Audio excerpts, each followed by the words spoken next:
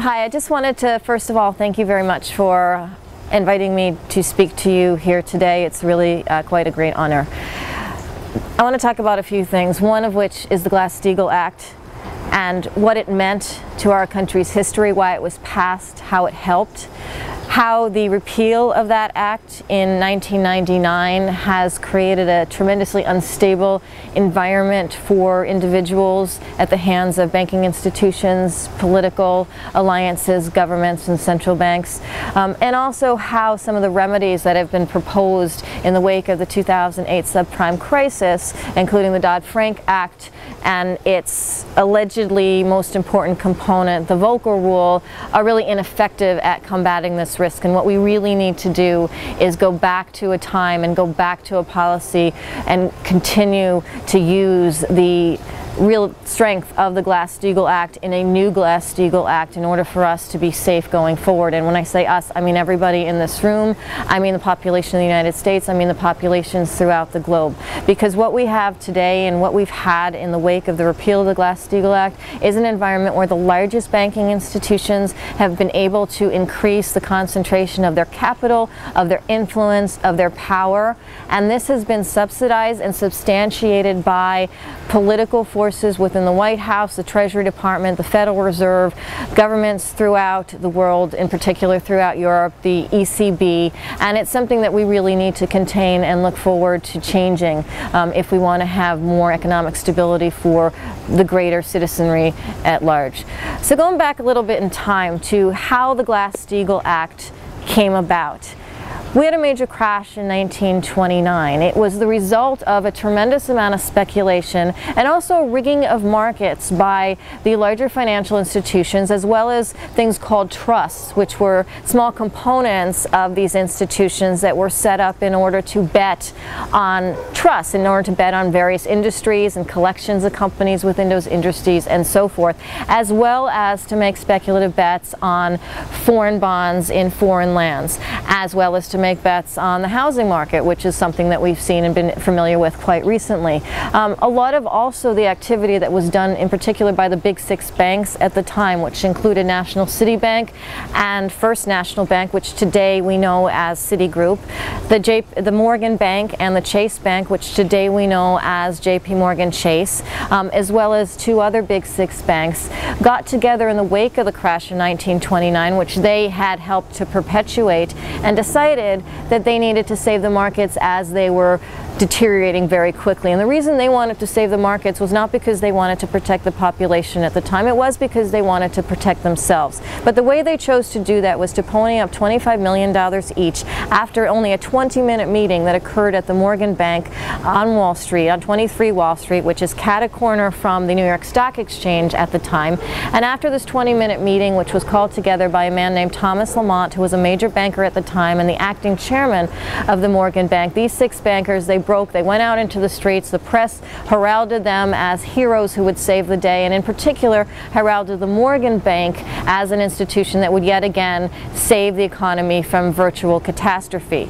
It compared the decision that was made after that 20-minute meeting to something that had happened after the Panic of 1907, where J.P. Morgan, the patriarch of the Morgan Bank, had been called upon by President Teddy Roosevelt to save what was then a situation of deteriorating markets and of deposits being crushed and of citizens losing their money because of rigging of markets that had happened back then. So this was a repeat of something very similar.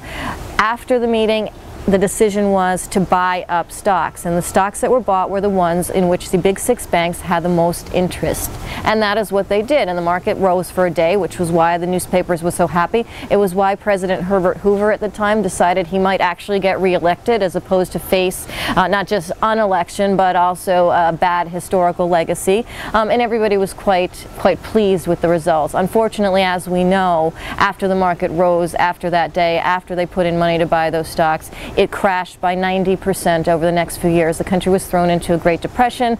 25% of the individuals in the country were unemployed. There was a global depression that was ignited because of this. Foreclosures skyrocketed, small businesses closed, thousands of smaller banks closed, and the country was in very, very dire straits.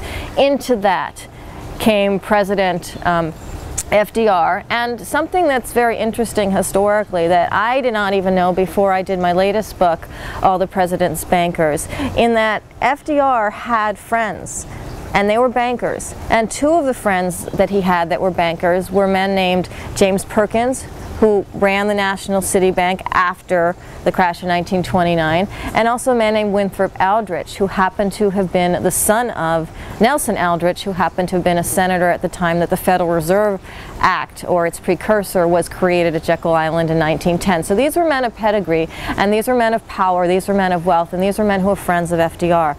And even before the Glass-Steagall Act that we know today was passed in June of 1933 and signed into law, these men worked with FDR because they believed that if they separated their institutions that they were now running, their banks, their biggest banks, some of the biggest banks in the country at the time, from keeping deposits of individuals safe and divided from speculative activities and the creation of securities that could go sour very quickly and tank not only their banks but the general economy. They believe those two things should be separate, and that was the theory behind the Glass-Steagall Act, is that if you separate risky endeavors and risky practices and concentration of that risk from individual deposits and loans, that you create a more stable banking system, you create a more stable financial market, you create a more stable population, you create a more stable economy. FDR believed that, and the bankers believe that. That's something we don't have today.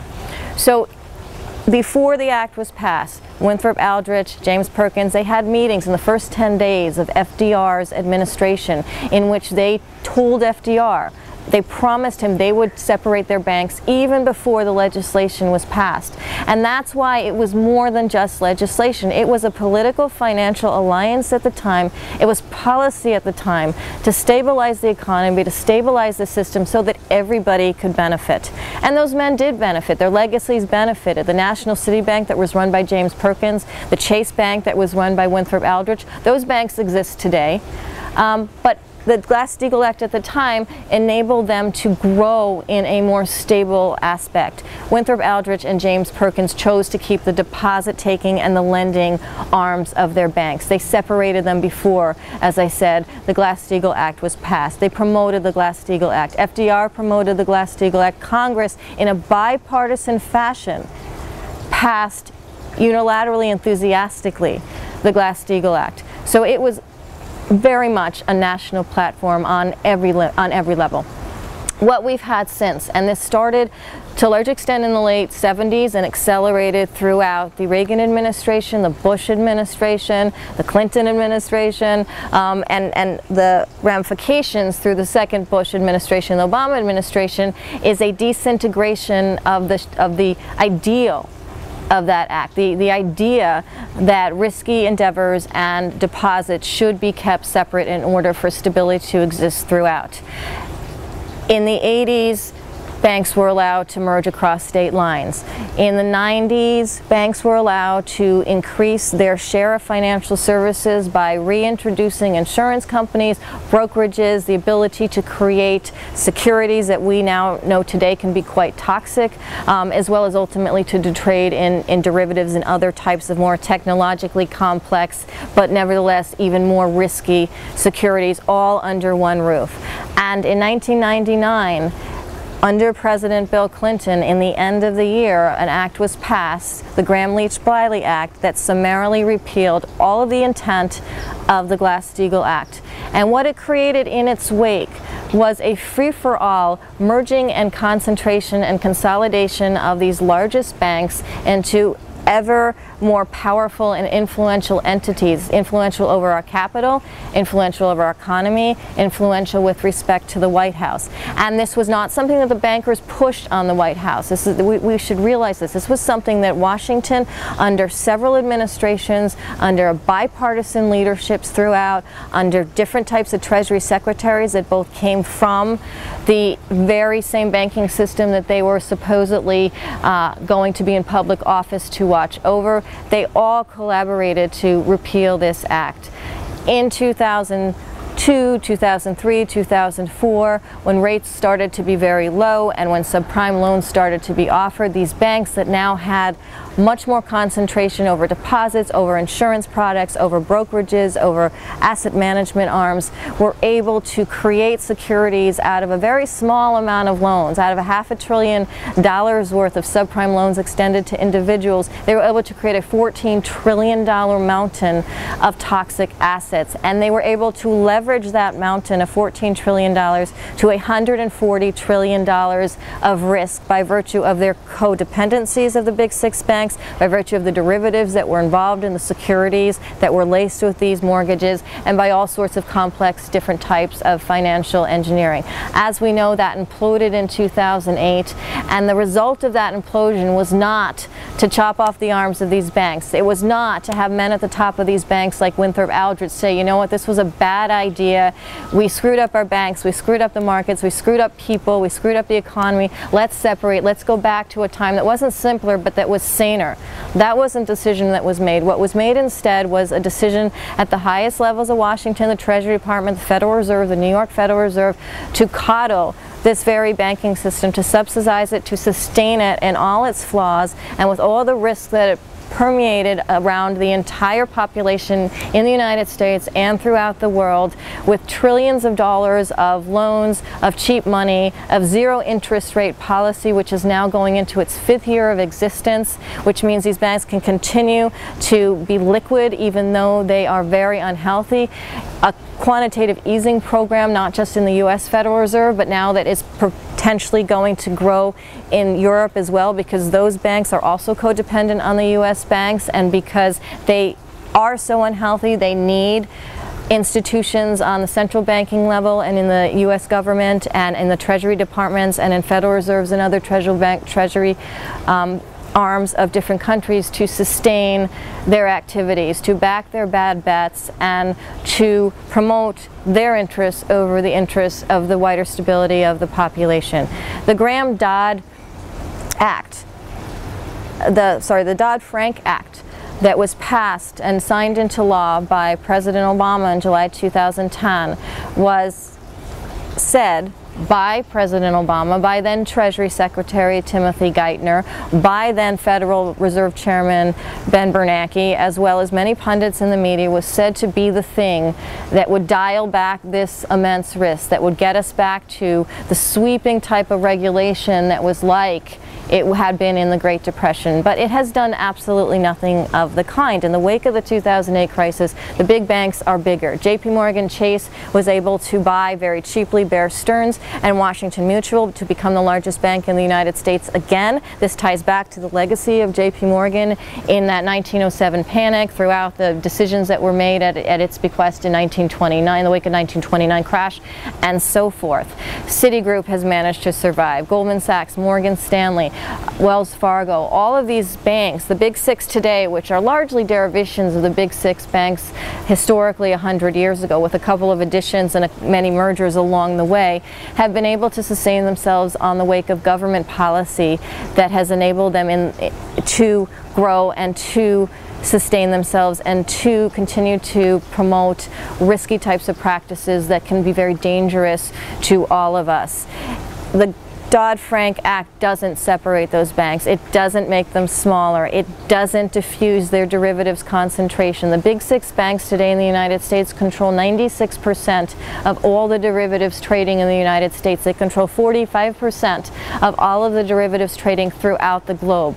They control 84% of the FDIC insured deposits throughout all of the banks in the United States, and 85% of the assets throughout all of the banks in the United States. So their concentration, their power is immense in the wake of the 2008 crisis, in the wake of this alleged remedy to the crisis, which is the Dodd-Frank Act, and the final component of that act, which was supposed to at least reduce their riskiest trading practices, what's called proprietary trading. The Volcker Rule is an 892-page rule with 55 pages of definitions and rule, and all of the rest exemptions to that rule. So the banks can continue to make markets, to hedge, to provide hedge funds and private equity funds just under different languages, to keep their insurance arms, to keep their brokerages, to be codependent, to create complex securities that are so interlocked that if one fails, the rest of them fails, and if the bank that had the most of them fails, the other banks in